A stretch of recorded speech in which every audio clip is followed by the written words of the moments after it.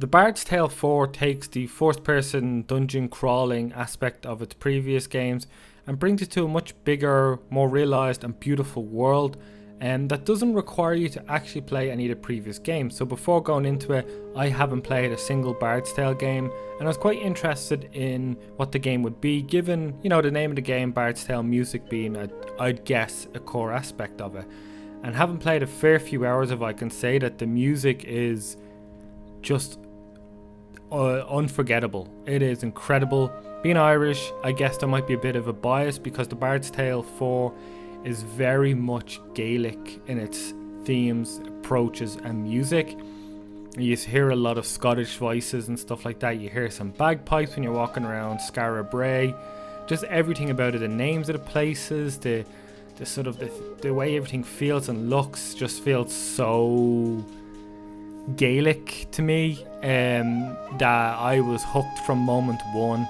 And then when you throw on some of the most beautiful singing voices and music I've heard in the game in a long time, and even before the gameplay kicks in, or at least the combat, I've already fallen for this game, so bear that in mind. Because beyond it, it has got light exploration. It's not exactly open world because each area is instanced and the areas themselves aren't particularly huge, and it's team-based combat in the sense that you have a set number of people on your team, and it's set across a grid-based system, and it's turn-based, and you have certain action points or spell points depending on what type of class you are. You can create your own character, or you can go with a default bard that they set up for you. And through the story, it is a relatively straightforward story. You know, you've got your standard old gods and sort of new, and you've got your sorcery and sort of betrayals and setups of trying to place the blame on certain races, and you've got to uncover that.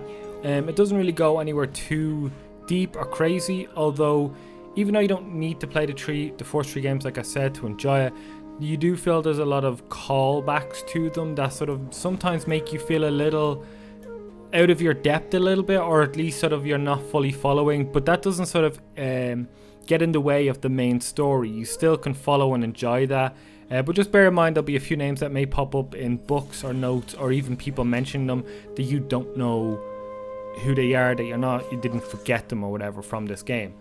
But the core of the game really is dungeon crawling. You will go from area to area, and it can go from dark and dirty sewers to absolutely beautiful landscapes that create this picturesque, beautiful Scotland-like area with beautiful rolling hills and fauna and like flora and just absolutely stunning, picturesque things. However, it isn't particularly well optimized, as running this game on an RTX 2080.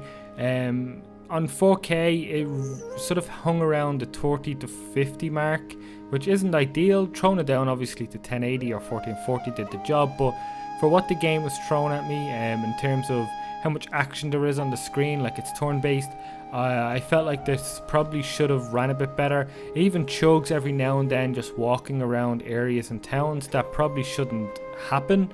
But besides that, it's still just an absolutely stunning game that I just glad kind of exists, because we've got all these open world real-time action games now that are so focused on just creating a believable, realistic world, or sort of building so many different features and mechanics that like just sort of bore you to the sense that you don't know what the hell is going on or what it all means. It's pretty simple here in the Bard's Tale 4. You are a band of different classes and races, and you've got to uncover secrets and banish the evil. That's pretty much the core of the game, and you do that by going through dungeons. The combat is turn-based on a grid system. The music is beautiful. The game can look stunning despite its some shortcomings in terms of optimization.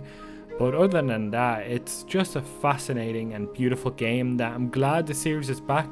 I think they did an incredible job making this game. I really loved it. I kind of like wanted to delve a bit deeper into things, but you'll kind of hit a point where you'll just start, I'll be already repeating myself again and again.